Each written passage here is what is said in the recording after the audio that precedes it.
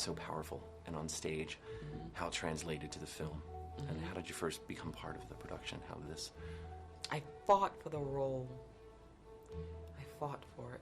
I auditioned in Los Angeles, and then got a call back in New York and screen tested for it in New York with 5 other fantastic African-American actresses.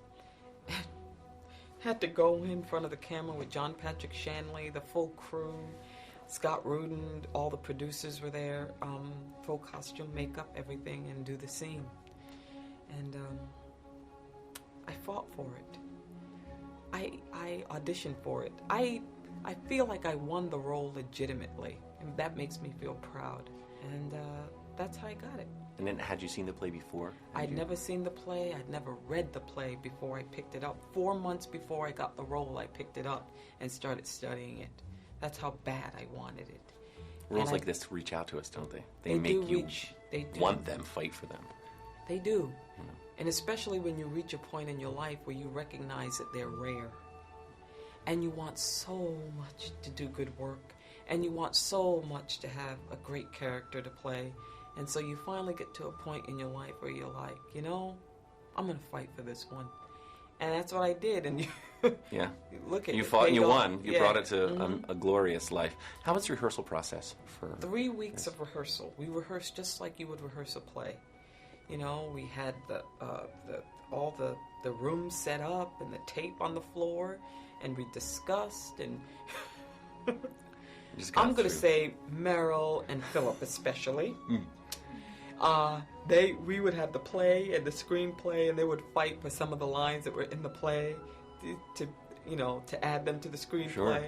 And it was a fantastic time because you saw that these characters are extremely complicated. These scenes are long, drawn out, very verbal, very complicated, and so you've got to prepare before you get to the set. They live and breathe. They really do. These characters live and breathe. Absolutely. You can't just fly by the seat of your pants. In some roles you can now. You really can. But these you couldn't. My boy came to your school because they were going to kill him in a public school. His father don't like him. You come to your school, kids don't like him. One man is good to him, this priest. Then does a man have his reasons? Yes. Everybody does. You have your reasons, but do I ask the man why he's good to my son? No. And that moment, that final moment, you're so protective of your son in the film. Yeah, absolutely. How'd that come about when you were filming it? The actual energy of that scene together, were there aha moments? The visceral action of that moment is so powerful. I can't imagine just building it up. It helps when you're terrified. When you're terrified, sometimes emotional stuff can come out of you that you're like, where did that come Exactly. from? Well, that's part of it too, is terror. Sure. Fear. You use that as an actor. You use all those emotions as an actor. You do. And Mrs. Miller is terrified too. You breathe. You rely on someone as beautiful as Meryl Streep, who 50 million emotions are playing on her face. She is completely emotionally there for you. And that informs your work more than anything you can imagine. That just another actor feeding whatever is happening with them in the scene.